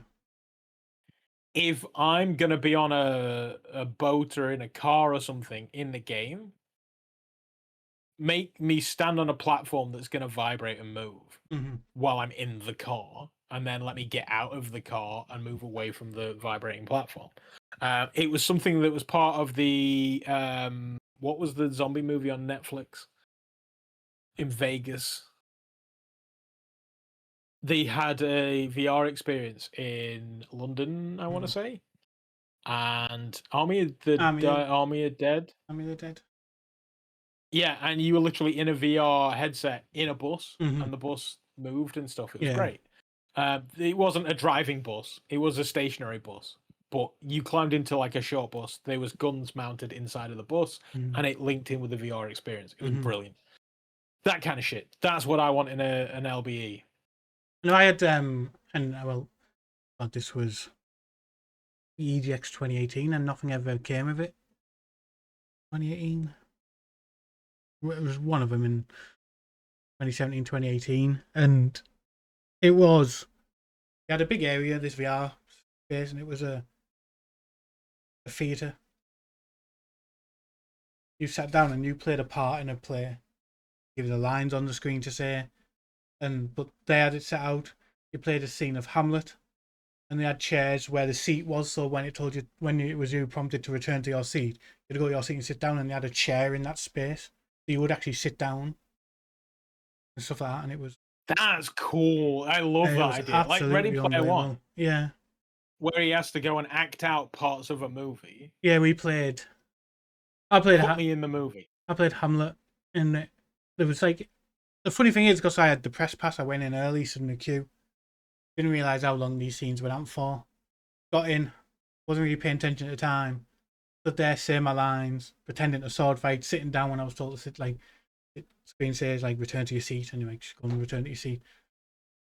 At the end, I was the one who'd been stabbed in a fencing fight. I'm laid on the floor, and it's telling you how to lay your body on the floor, and you've got your lines to say while you're dying, and then they stand up, and it gives you a silhouette to go and walk in and take a bow. And did all that, lifted headset up, and there was just a massive crowd of people around. She then hasn't seen me act like probably the worst acting they've ever seen. Obviously, there was a screen there, so they could see what I was seeing and stuff. Yeah, you could go away with a video or a recording of what you've just done. Mm-hmm. That's going to generate social media hype because the people are just going to post that all over the internet. This is fantastic. And I kept in touch with a guy. That is the future. Kept in touch with a guy for ages, and he just vanished. And he just went quiet, and the website went down. Sadly, I was like, do. "Oh, it would seem like such a good idea." Especially if people like theaters could use it, like art students, like performing arts classes could have used it and everything. I thought this was just like it was mad. I guess not everybody wants to be a Shakespearean actor. There's one before. But if you could shoehorn people into Ghostbusters movies of their choosing and stuff. Before we end, there was one, and it's one of the most quirky things I've had. It was made by a single guy who was trying to be a games developer, and he made a VR experience about his feelings getting turned down by Sega, and he had copies of the actual turn down emails and stuff in there, like in big. And it was his like process of failing to be a games developer, and he made this VR game. And when it was at, I think it was Res I played this one at, and he would go, and because he was trying to get into game development with CRT monitors and things, his whole display was CRT monitors. People were watching what people were playing in VR on a CRT monitor and all sorts. And then at the end, when you went to press and you played, at the end, he passed you over a cassette tape, and it was the recording of the audio, because you could walk past stuff and not listen to stuff properly. The recording of the audio from your playthrough on a cassette. I was like, this is mad. That is once again a wonderful sort of hook. I don't want to use the G word because it's more than that. That would belittle it. Still got the cassette downstairs on my shelf, like just cassette of this audio. I've never ever put it on. But I would say no way of ever playing it again, but you have it. Yeah.